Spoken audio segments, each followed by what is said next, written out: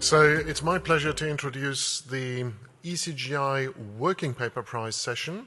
So I'll just say two words. First of all, two words about the working paper series of ECGI, and then something about the sponsor. So the working paper series, we have one in law, we have one in finance. To get into this series, you must be an ECGI research member. Research membership depends on peer appointment. So we don't actually peer review the papers, we peer review the people who are eligible to submit to the series. But then we have, Patrick mentioned Bengt Holmström, we know about moral hazard in teams, so sometimes the series is visible because it's about corporate governance, because it's very good. Sometimes papers might slip in that are not about corporate governance. So to prevent free riding in teams, we have two editors who keep us honest. And just to add to the anecdote, you might remember the version from China about in England, the canal boats were dragged by a horse and there was somebody on the boat whipping the horse and they owned the horse. In China, it was actually pulled by a team of people. And there was also somebody on the barge whipping the people who didn't pull in their weight, except that that person wasn't the owner of the boat. That person was appointed by the people pulling the barge. So that's a little bit like, like our working paper series editors. No offense, Amir. So the two editors, you're doing a good job, actually. I've been struck by your whip. It's very good. Okay, so Amir Licht is the editor of the law series, and Nadia Malenko is the editor of the finance series. Now, finally, the sponsor. So the sponsor this year is WRDS. So Mireia Genet is affiliated with WRDS. She's going to step in for Nadia Malenko, but Mireia, before you say more about WRDS, WRDS is a fantastic resource. If you want data, they have an API. If your school subscribes, you can get it. They are sponsoring this prize partly out of the goodness of their heart, but also maybe because some law schools might want to subscribe, I think. So thank you, Mireia, for sponsoring the two working paper prizes this year. Thank you for WRDS. And I turn over the floor to you, since it's the finance prize that goes first. Thank you very much.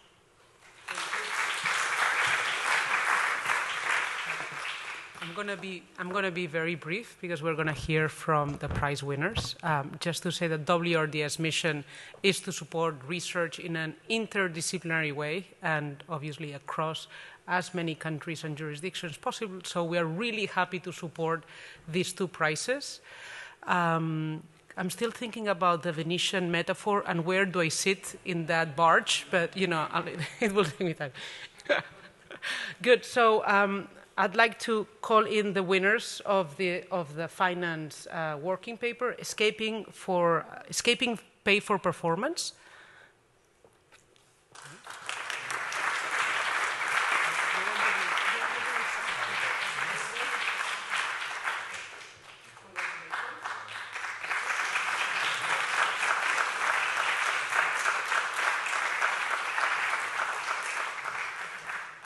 Well, thank you very much. So it's just me, as you can see. My co-authors, Jason and Joseph, unfortunately couldn't make it, but nevertheless, on their behalf, let me just say that we are all very honored for this recognition, and also we are very grateful to the organizers for allowing us to tell you a little bit more about our project.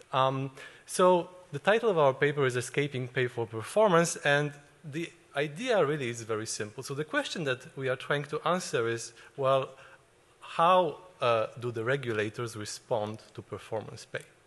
Now, if you've been following a little bit what the current administration in the US have been doing, they have been very interested recently in making sure that the regulators perform well. And they also expressed some interest, perhaps, in linking their pay to performance. There have been different initiatives, either via Doge. You know, maybe you heard about, you know, the five things that you did last week, or the incentive scheme for the air traffic controllers. Now, this episode is not really particular. In fact, the federal government has, for many decades, experimented with trying to pay regulators for performance. And while the corporate governance literature has explored in great detail the link between pay and performance in the private sector, it turns out that we do not know as much regarding what happens in the government. So that's something that we are trying to answer in this paper. And we know also from the corporate governance literature that, for example, the market for directors matters to a large extent for firm outcomes, also for corporate governance. So it makes sense to think that the same is true in the government, because these regulators, they take care of, let's say, banking supervision, financial regulation, different things like this, which are important. And pay for performance can have different effects. So on the one hand, it can, for example, raise their effort, which is good, but it can also breed dissatisfaction and perhaps distort their incentives, in particular because it really constitutes a big departure from the status quo. So in this paper, what we are really interested in are these unintended consequences, so to speak, of introducing pay for performance in the government, and we do it using new data, a natural experiment, and a model. I won't have time to talk in a great detail about the model, so I'll just focus on the first two things. So before talking more about the paper, let me just give you a brief overview. So we are starting with a new data set which contains information about essentially the entire universe of US financial regulators. So we hand-build this data from different sources. In particular, we use the payroll records, we use the Federal Register to look at the rulemaking. We also looked at LinkedIn to track their careers, and we track different surveys of the government workers. Regarding the natural experiment, we are looking at the adoption of performance pay by the finance agencies, and this happened in a staggered way. Okay, so they adopted them over many years, not all at once, and for reasons that were specific to these agencies. So our results suggest that the introduction of pay for performance had important effects for these regulators. In particular, it increased their exits by about 50% relative to the sample mean, right? So this is a fairly large effect. We also validate our experiment using an unrelated reform, which affected a different subset of employees over a broad range of federal agencies, namely the federal executives, or in the language of the government, these are people on the SES pay scale. And they reacted in a very similar way, so their exit rates also increased substantially, which kind of provides some external validity to our results. So how do we interpret these results? Well, our preferred interpretation is to say that pay for performance essentially raises the relative value of the outside option for these regulators, which causes them to exit. So we propose two channels through which this can happen. Of course, these channels are not necessarily mutually exclusive. They can happen both at once. So the channel number one basically says that the pay for performance causes their outside pay to rise, and this can happen for different reasons. In particular, we show that they do exert more effort. This effort can be interpreted, for example, as signaling by private sector employees, and they are going to offer better conditions to these regulators, which will incentivize them to switch to the private sector. Now, an alternative channel would be that their preference to work for the government has decreased. Right? So as I said, the introduction of pay for performance really constitutes somewhat a departure from the status quo, and the regulators may not like this. Right? And this causes them to perhaps discount the outside option less, and results in them switching to the private sector. And I will show you some results regarding that. And then we also have a model which we basically use to try to put these two channels together and also to quantify this effect. And in the model, we also propose some alternative reforms which would allow the government to introduce pay for performance, but at the same time, this negative effect would be mitigated to some extent. So let me jump in, let me tell you first a little bit more about the data, which I think is fairly interesting. So essentially what we are doing in this paper, we are combining 3 different sources of data. So first we use the data on federal payroll. So we observe essentially all employees of 10 US financial agencies between 1973 and 2013. So we see all the details, which agency they work for, what's their occupation, when they were hired, what's their location, what are details about the compensation, and this data comes from the FOIA release to BuzzFeed. So to give you an idea about the typical regulator in our data, so they are 42 years old, they've been working for the government for 11 years. They have a postgraduate degree, and they are paid about $124,000 US dollars. So we complement this data with 2 other data sets. So first, we use the rulemaking data from the Federal Register to look at the effort channel to see whether they exerted more effort after pay for performance was introduced. So the downside of doing that is that we have a much smaller subset of regulators, but the data is still interesting. So for example, it shows that about 18% of these match regulators initiate at least 1 new rule per year, and when they are actively working for the government, this averages to about 1.9 drafts. And the second data that we use are the career histories from Revelio Labs, so essentially it's like LinkedIn data, which allows us to really look at what were their career histories, both before joining the government and after exiting the government. So how much they were paid, where they worked. Again, we have fewer regulators here, but we can observe the pay, organization type, industry seniority, and as you can expect, perhaps unsurprisingly, 85% of the leavers they move to private sector. Most of them work in finance or in law, and of course the pay increases substantially. So now let me talk about the impact of exit and how we study this. So as I told you, we are looking at the gradual implementation of pay for performance across 9 different agencies. So what's important is that these agencies really switch to performance pay at different times, and they switch to this new pay system due to some outside legislative events or due to each agency's statutory authority, and not because there were some problems with turnover of employees or something like this before the reform was implemented. So that's kind of an important assumption for our identification. So the natural in this natural experiment, what we do is we are trying to compare agencies that have just switched against those that haven't yet, both before and after the reform. So maybe for those of you who know, this is called the stacked difference in differences. The outcome that we are interested in is whether the regulator left the government the year after the pay for performance was implemented. And we try to kind of compare like with like. So we are going to look at regulators that have the same occupation, that live in the same year. We control for the pre-reform pay and tenure. We control for different differences between agencies. So for example, there could be the turnover of these agencies could have been different before the reform, and also for some time varying occupational shocks. So maybe the labor market for lawyers was better, so more regulators switched to the private sector because it was easier for them to find jobs.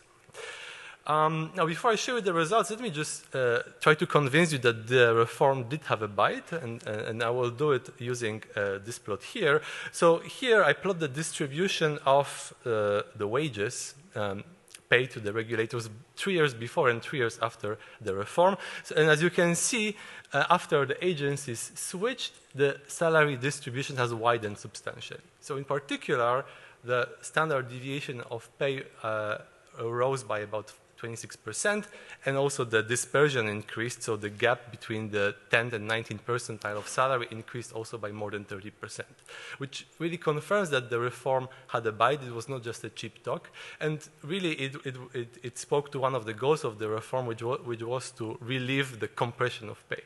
So before the reform, basically many agencies really struggled with differentiating the pay to different regulators because the pay has been very compressed, and maybe you know the pay in government is bounded. There is a floor and there is a cap, so you cannot pay more than the cap. And if you cannot differentiate between different employees, it's hard to implement this pay for performance reform.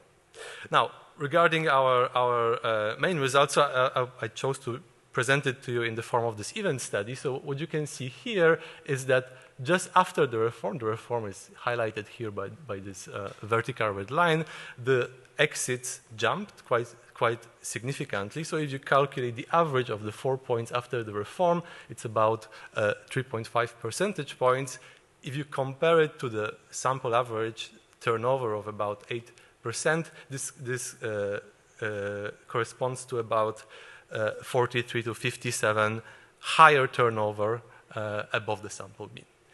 Now, we make sure to stress our result by, for example, looking whether these regulators differed already before the reform, and we find that there aren't really any significant differences in terms of their characteristics, their pay, or anything like this. So our treated and control regulators are balanced. And we also show that these results are not driven by retirement, for example. Now, the last thing that I would like to talk about are really the channels. So we have this headline result that exits increase, but the question is, well, why, right? And it can be in particular puzzling because the reform was really meant to reward and retain talent, to make sure that these regulators stay at the government, and to reward those that put in more effort. But so you could see that the pay for performance as really only adding an upside to the government wage. Right? There was really no downside. Again, nobody's salary got cut. The only thing that changed is how the pay raises were structured. So in principle, this reform should make staying more attractive, right? Because it gives them more optionality. But still, we find that the exits rise. And again, our interpretation of this is that we think that, we have evidence for pay for performance raising either the value or the desirability of the outside option even more. And again, we have these two channels, so let me just talk about each. So first, we look at the effect on effort. So of course, pay for performance should raise the returns to effort, should incentivize exerting more effort. So if it does, then regulators are going to work harder, and it's going to eventually raise the market value to the lens of the private sector. So what do we find? Well, in terms of effort, we find that these treated regulators have indeed produced more rules, so about 68% above the mean, which means that the performance pay has really substantially increased the rulemaking, and this is consistent with them exerting higher effort because they have more incentives to do so. We also find that the private sector pay has increased, and in particular, the regulators who left and were in these agencies that introduced pay for performance earned about 50 to 60% more than those who left but were in the agencies who did not. Okay, so it seems that the private sector really did reward this increased effort to some extent, and we interpret jointly this evidence as the outside option becoming more lucrative. Now, the second channel, I will finish with this, is that introducing pay for performance can also weaken the preference for working for the government. In particular, it can make the public job simply less attractive, and it's different from the value of the outside option itself. And we test different channels here. So, for example, we show that really the income risk increases. There are more promotions. There are more real pay cuts, which can result in the regulator really seeing this performance evaluation as being important, and they may dislike that.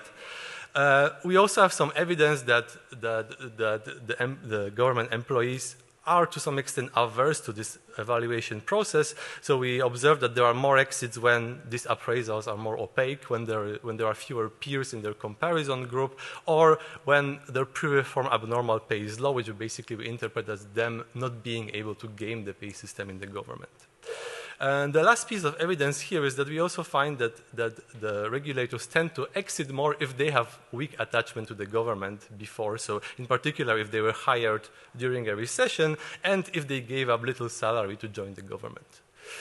So overall, we interpret this evidence as selective attrition, meaning that if you have a better outside option and if the pay for performance weakens your motivation to work for the government, then you go into exit. So let me just conclude.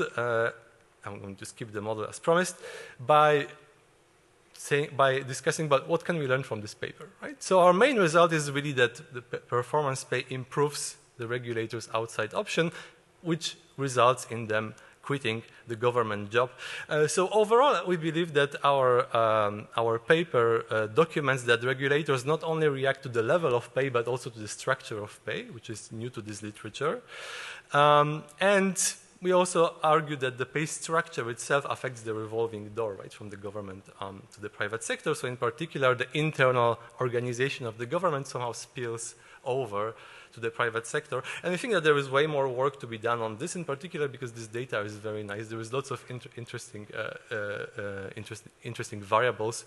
And our results speak to some extent also about an important but fairly understudied group of that manages complex and economically meaningful tasks. So thank you very much.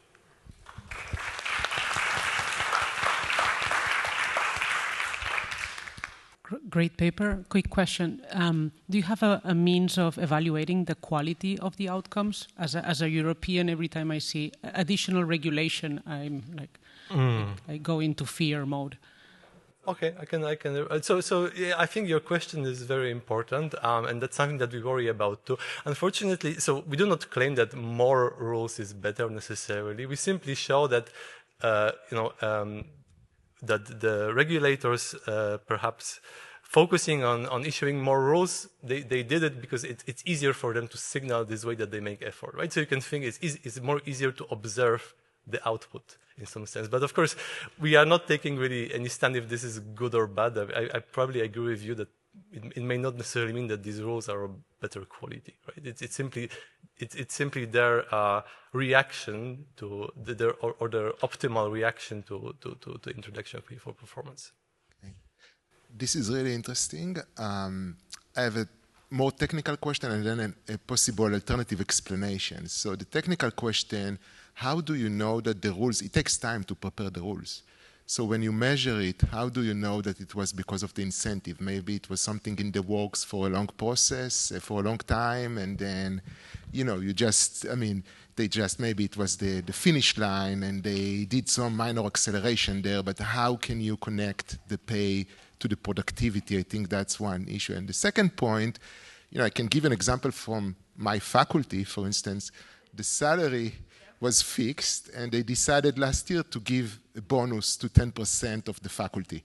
Now, what happens is that almost, everyone in the faculty thinks they deserve the bonus, right? And then that's what happens when you introduce the bonus, and especially when, you're right, when the criteria are opaque, so it's even more difficult. So I guess, some of those talented regulators said, well, I didn't get the bonus, I'm going to leave because I feel like I'm deserving the bonus. Yes, no, great comments. So first of all, about the rules, so I was only talking about the newly initiated rules. So we are not looking at those that were already in the pipeline before, but those that, they were initiated after the reforms. There are more initiations. And regarding your second point, yes, I agree with you. Perhaps to some extent, this would be covered by, so we are looking at the surveys of these regulators, and there are different questions in which they express, whether they are satisfied or not with how the process works. So that's kind of something that we do take into account. I don't remember if there was a question about, whether it was deserved or not, but for sure they don't like the opaqueness of the process. That's what we find. Jeff and Tobias, quickly. I mean, am I right in saying that what your results show is that the high performers leave and the low performers stay? Well, I mean, in some sense, the reform didn't punish bad performance. I mean, there is a pay floor in the government. Your pay never goes below that. The worst thing that can happen is you get smaller pay raise or no pay raise at all, right? But it's also hard to get fired in the government. So really, our evidence, and I didn't talk about the model, but our model speaks a little bit more about this. It documents that it was really this high performance that left. So I'm struggling a little bit with the interpretation of the findings, simply because if the incentive compensation seems to work, so they put out more regulation, and that's, for the sake of the argument, regarded as a good result, compensation should also go up for the individual regulator. So why is the outside alternative all of a sudden more attractive? And the possible interpretation could be that these reforms of pay levels rarely come isolated. That's probably part of a larger overhaul of the public sector employment framework. And therefore, maybe these are the factors which make it less attractive to stay in the private sector, regardless of this little pay raise that you might get. Yeah, so let me start with your second comment, maybe. I mean, I agree with you that this would be a concern if there was like a single reform, but we are looking at really at the staggered adoption of this of pay for performance over 20 years. So we have to argue that all of this introduction by each agency was caused by some bigger pay reform in the government, and I think we didn't find evidence for this necessarily. Now, regarding your first point, we do find evidence that their pay in the government increases as well, but in fact, their outside option, the value of their outside option increases even more. And that's what incentivizes them to leave. All right. Thank you very much. Thank you.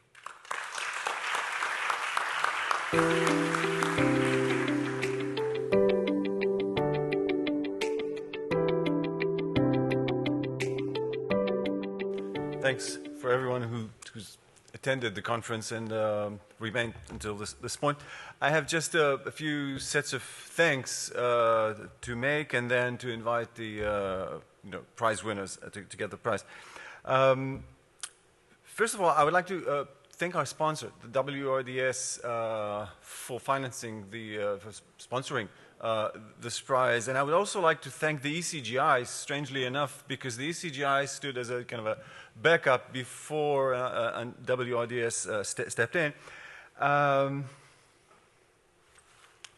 Very special thanks to Elaine and to Asif Malik, who actually make the two series work. My role is really minimal, and the board basically focuses on selecting the best prize. But Elaine and Asif are responsible for the success of the series. One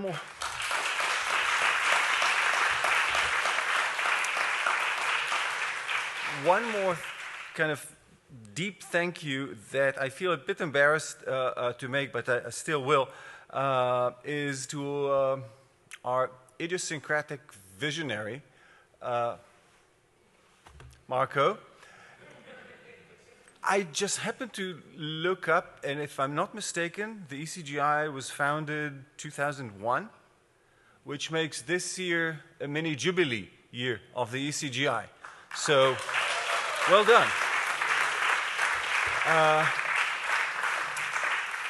The fact that we convene here in Singapore and the way the ECGI has developed, we can only be grateful to Marco for making the ECGI happen and function and survive and be sustainable. And you and the ECGI have changed the landscape in which the literature in our field is taking place. So we are very grateful. I am very grateful for the ECGI. Now, congrats. Congratulations to Luca Enriques, Matteo Gatti, and Roy Shapira. Please come.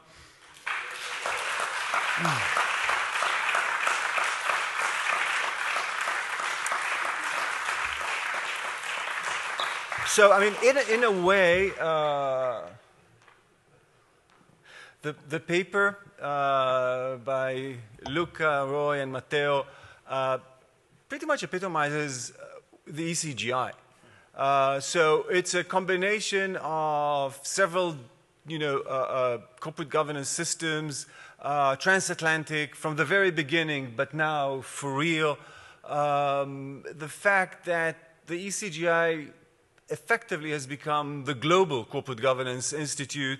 Everything is in that paper. So what's in the paper we'll hear in a minute, but I couldn't resist saying something in the spirit of like Brussels rule and Delaware executes, or isn't it? Or the Brussels effect and the Delaware effect. But guys, thank you so much for writing a brilliant paper. You have to take a picture, of course. This is yours. But you have to be with us for the picture.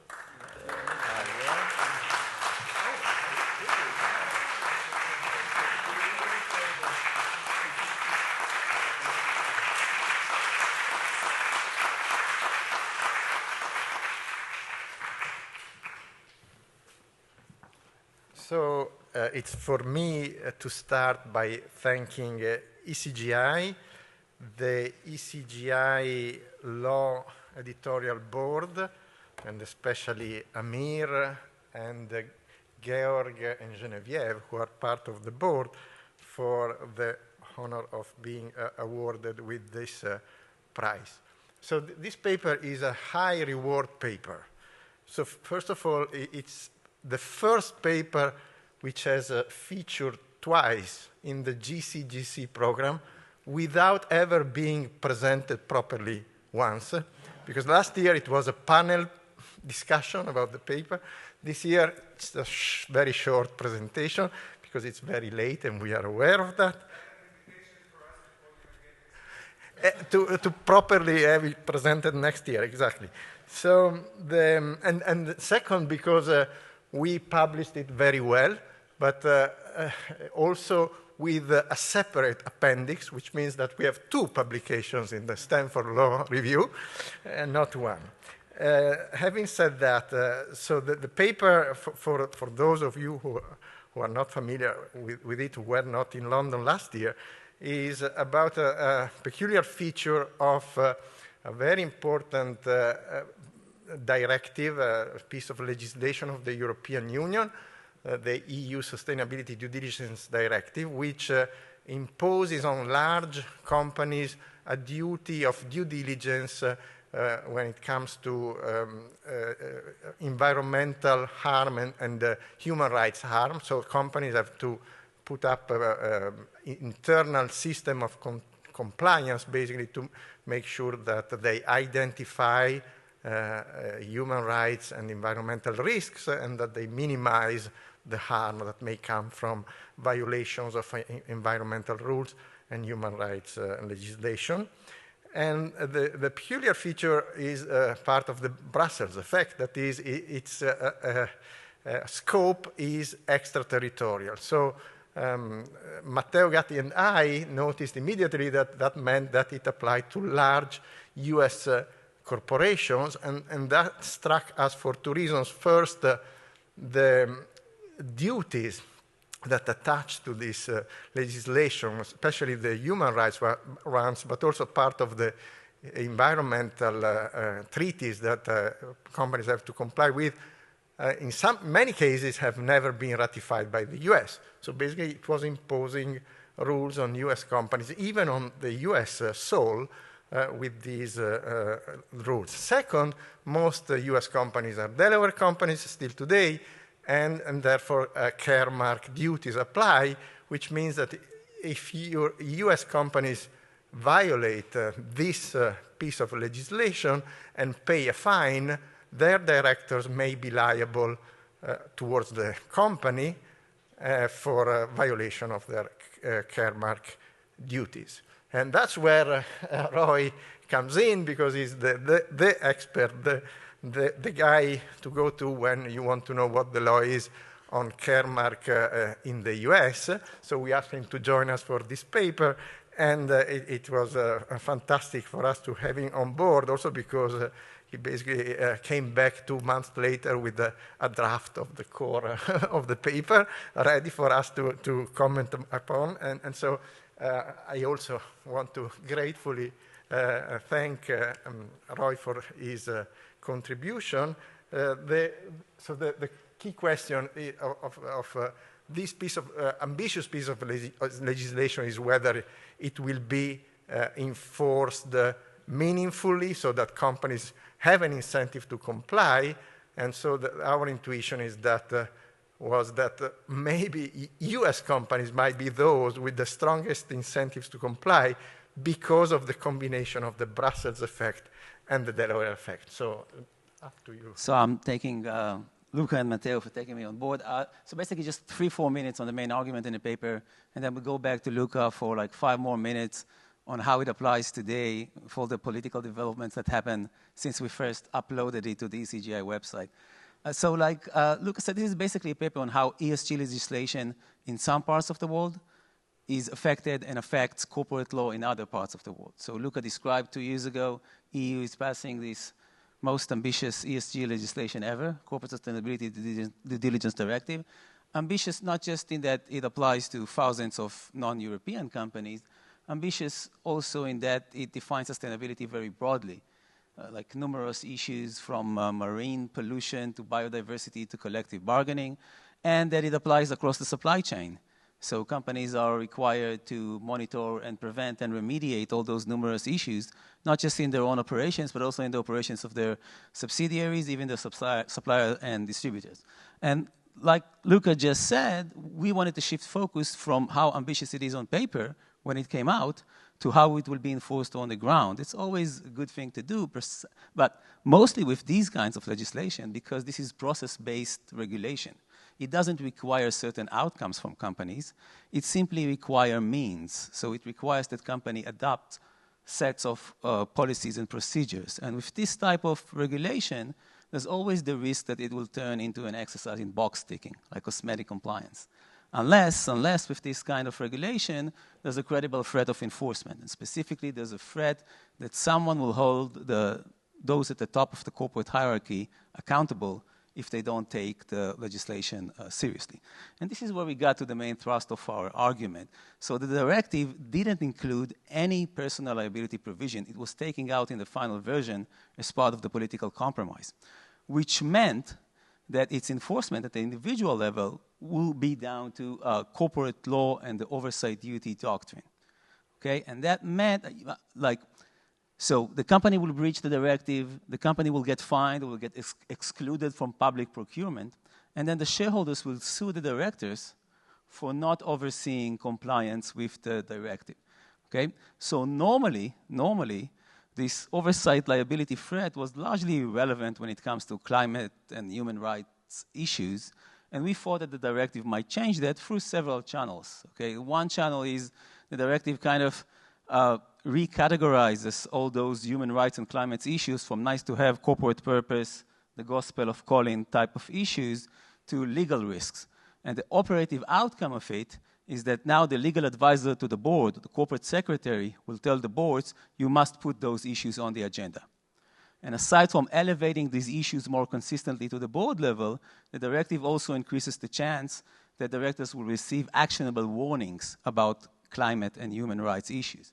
Through, again, several channels. It could be that, like internally, in terms of internal governance, the directive shifts responsibility on those human rights and climate issues from social responsibility departments to compliance departments, and compliance department report more regularly to the board.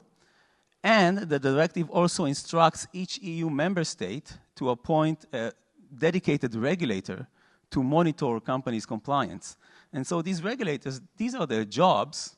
They are bound, whether they are paid by performance or not, they are bound to produce reports saying, this is where you're doing wrong on the climate and human rights. And American plaintiffs will then be able, a few years from now, to use these regulatory reports as evidence in court about what directors knew, when they knew it, and what they did or didn't do to solve the problem. Then we have a part of the paper where we kind of analyze the interactions of this US private litigation and EU regulation. And basically the point there was that each on its own are unlikely to change, to reshape corporate behavior on climate and human rights, but the cocktail of them, the combination of them, may actually change things. And like Jeff alluded to earlier, this was kind of an optimistic take, all right? It didn't take into account that precisely because this cocktail of CSPD and Caremark was so potent on paper, basically 2 weeks after we uploaded the paper, there were fierce political pressures on both sides of the Atlantic to water down this cocktail. We're getting close to cocktails, right? So Luca will talk about the efforts to dilute the Brussels effect. Let me say just one thing, half a minute, on the Delaware effect. We've been discussing here today and yesterday the sweeping corporate law reform in Delaware, SB 21 in 2025, but all the discussions here were about changes to the laws governing controllers and conflicted transactions. We think that equally important are changes to the laws governing shareholders' right to information. And our point in the paper, in the final version of the paper, after these changes passed, was that the narrowing of shareholder inspection rights might be detrimental to certain types of corporate law claims. In the claims that we're dealing with here, they are less detrimental, less likely to be impactful, simply because shareholders will have other sources of information to bring these claims. So this change doesn't affect our analysis, but the changes that Luca is going to talk about do. Yeah, okay, thank you. So what happens while we were finalizing the paper? So, yes. So as soon as the directive was finalized, almost immediately after, the concern was raised that it was too much, quote-unquote, green tape, that the burdens that companies would be subject to, large companies would be subject to, were a competitive disadvantage for European companies within the global arena compared to US companies and Chinese companies. No, it's not just about this directive. There was a Green Deal that led to many pieces of green legislation being adopted, so this was one piece of the puzzle. And Mario Draghi wrote a report in which he most forcefully made the case of watering down these obligations, which was the case, is being the case. The legislative works are still ongoing, but already this directive has been diluted. Specifically, the scope of the directive has been narrowed. Now you have to be even larger for you to be subject to these rules. And a specific duty, which is the duty to have a transition plan and implement it, was scrapped. So these are two important changes, but the architecture in the directive has been, there have been some tweaks, but the main architecture is still there. Of course, the devil is in the detail, so if you are a supporter of this kind of obligations, you may argue that those tweaks were quite relevant, but still the core of it is still there. In the US, in the meantime, something happened. You may have heard that there was a change in administration a year and a half ago, and the new administration isn't happy about these rules. So even Congress tried to act. They did nothing, has been the case for the last 2 years anyway. But in this case, perhaps for Europe, it was good that they didn't act. There was this Restore USA Act, Protect USA Act, a bill from a senator and a House representative that prohibited US companies from complying with the requirements of the due diligence directive. So it didn't go anywhere. And with an ironic twist, what happens, I don't know if you noticed, some 10 days ago, the US administration announced the tariffs of 10% on a variety of countries based on the fact, in the case of the European Union, on the fact that they have rules against forced labor, but they do not enforce them. So it's not, I mean, it's just slightly related, but I found it quite ironic. So nowadays, a conference that touches upon European law wouldn't be complete without mentioning the EU Inc., which is a great initiative of the European Commission that will change forever the field of corporate law and European corporate governance. So it is my duty to ask the audience whether, or myself, whether the EU may change something. And the way it might is if multinationals have a 28th regime to choose together with the other 27 corporate laws within the European Union as the law governing their European subsidiaries, does that make it easier for them, for multinationals, to engage in regulatory arbitrage vis-à-vis the corporate sustainability due diligence requirements? That is it a vehicle for regulatory arbitrage that makes it even easier to choose a jurisdiction that will have a lax regulator, which therefore will never enforce the directive seriously? And the answer to that, perhaps surprisingly to those who know what I think about the EU Inc., is no. There will be no such risk, because there are no real advantages for a multinational in choosing the EU Inc. for. Nothing much changes for them, not even in terms of freedom to operate from one single jurisdiction throughout Europe, because the rules are the same as for domestic companies. Article 103 provides that member states may actually impose their own domestic rules on foreign EU Inc., so long as they do it when it's necessary and proportionate, which is what it is already the case for other companies. And finally, the EU Inc., however, or the debate around the EU Inc. made more evident a phenomenon that was happening already in Europe, which was that scale-ups, so successful startups, some of them at least, were choosing Delaware as the place of incorporation, especially when they had to get funding from US venture capital funds. And so the phenomenon of the Delaware flip, or UXIT, is something real. And so insofar as the EU Inc. will be unable to stop UXIT, which is what the current regulation makes Tobias, Casimiro, and me predict, then we will see more UXIT, and therefore more Delaware companies that are in fact European companies operating in Europe as successful large businesses, which means that there will be a combination of Delaware flips and Kermark duties, leading European companies themselves to have to take corporate sustainability due diligence requirements more seriously. So indirectly, the European rules will be enforced better because of Delaware judges. Thank you for your attention. I love this paper, but just I'm not sure if I've told either of you that there's an interesting sort of amplification effect that's going on in this part of the world with the CSDDD, which is that Thailand, the EU hired a consulting firm that hired an academic at one of the top 2 Thai universities.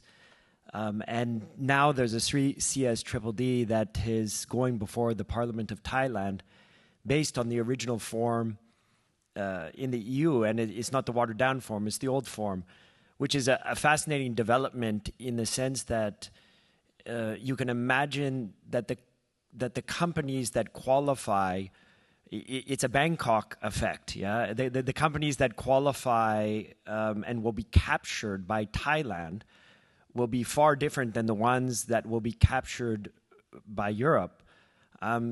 But we actually, I've interviewed the consultant who was putting this forward, and it seems that one of the main drivers of Thailand to do this was the promise that they'll get into the OECD. And so they have this interesting motivation that it is entry into the OECD, and that this carrot has been dangled before them. Yeah, take it for what it is, but it's an interesting spin-off, which I think, at least in this part of the world, shows a sort of amplification effect of this.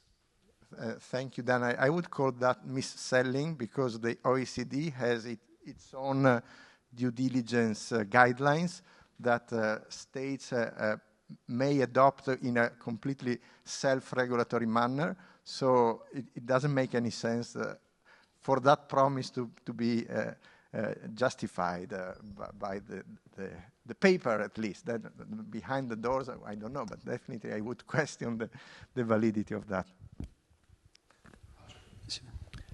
Yeah, I'm just curious. So you're a large European company. You're now subject to sustainability due diligence.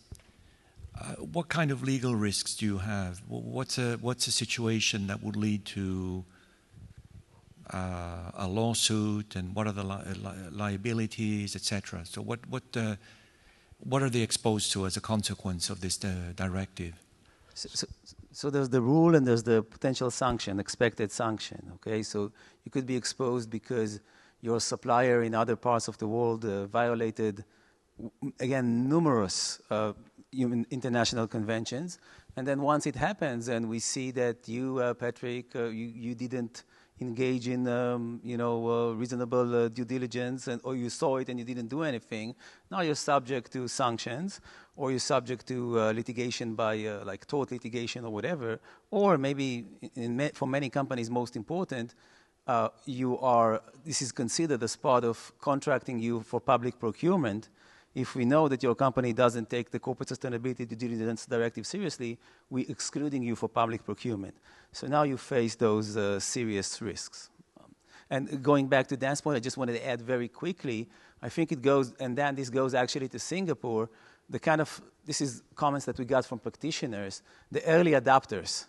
So there were certain countries and certain companies in certain countries that already adopted all those risks management policies and procedures before the directive was diluted. And now the question is, will they stick with it as a sort of try to get some strategic positioning, and maybe this Bangkok effect that you're talking about could amplify that? I asked a lawyer who has a lot of experience advising MNEs what he thought the effect would be. And he was a skeptic that actual enforcement actions would be brought and there'd be damages, et cetera. The Europeans don't have a great track record for enforcement generally, right? And so all of a sudden, this to be enforced, he was skeptical about that. But what he said, he thought it would nevertheless have a significant effect in that the possibility, however remote, of an enforcement action would mean that matters of this sort would be, instead of being channeled off to, the ESG PR department, would now be regarded as a compliance matter. This is a point you made. As a compliance matter, and therefore the chances that it goes up to the board are just a lot higher, because boards are concerned about compliance even if risks are in fact remote, because the lawyers insist that they pay attention to them. And so, that was his take on it, that really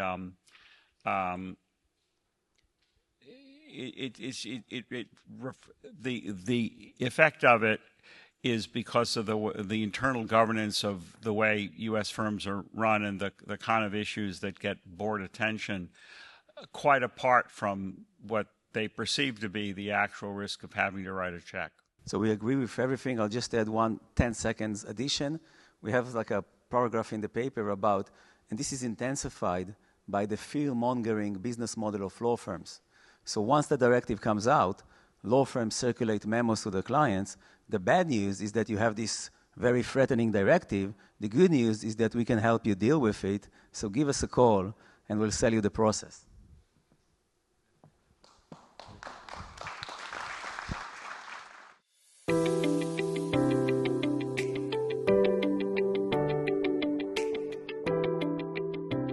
I've been asked to deliver the closing remark on behalf of the NUS Law School organizing team, and it is truly a great pleasure. Let me begin with a small confession. Someone kindly remarked that my moderation of the first session yesterday set a benchmark because I seem able to remember the names of so many participants.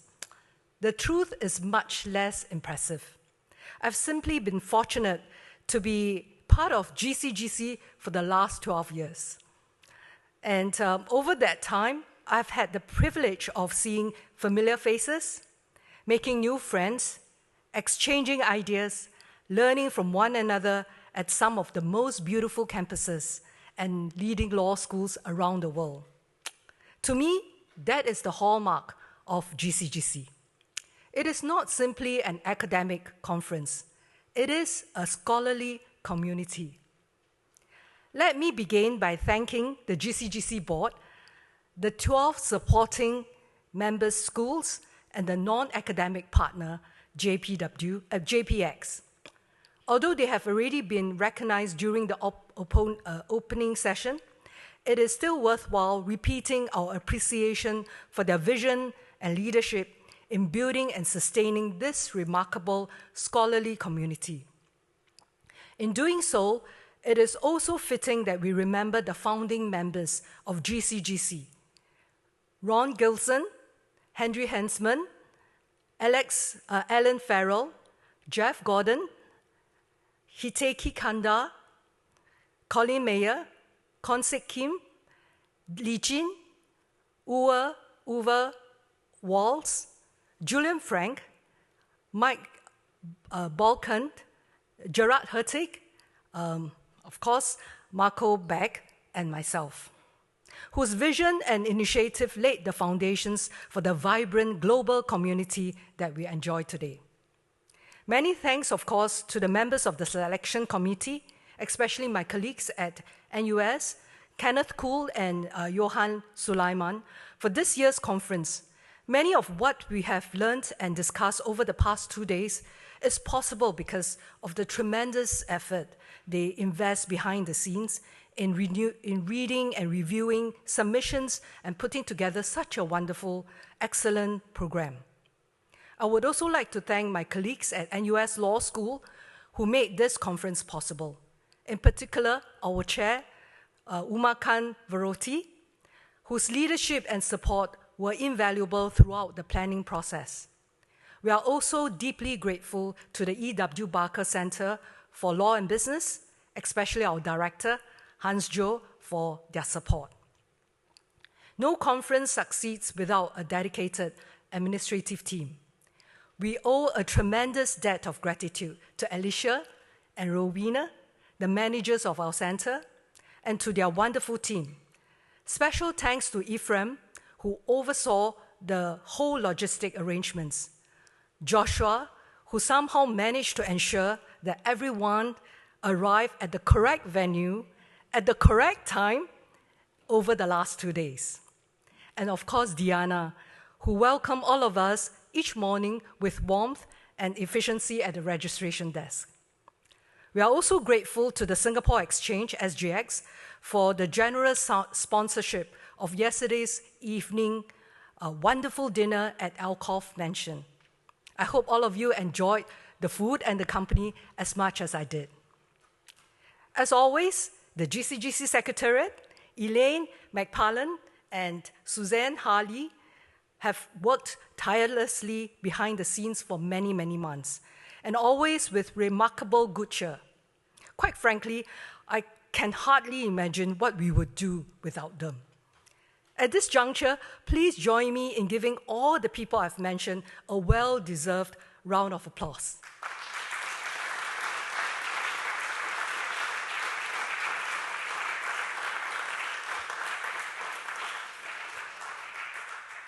Finally, and most importantly, thank you to all of you, the presenters, the discussants, the session chairs, the panelists, and the attendees who have traveled from near and far to be here today with us.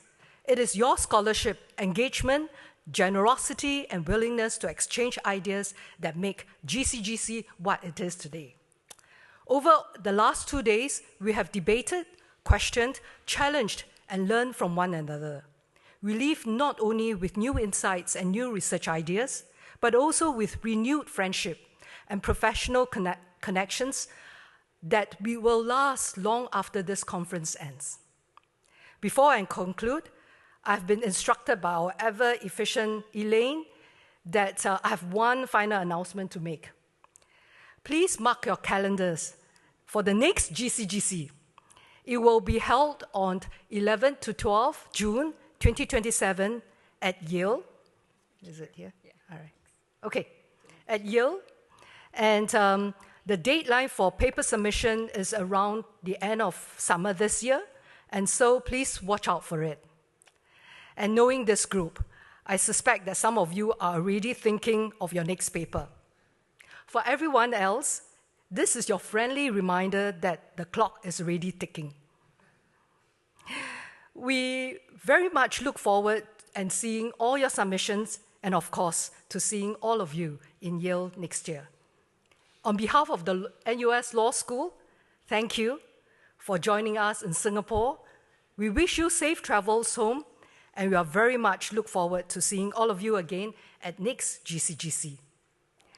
Finally, and before we take a group photo on the stage here, the last word, it's not mine, okay? It goes to Erik Likman from Stockholm University, who is the newly appointed chair of the GCGC. Thank you.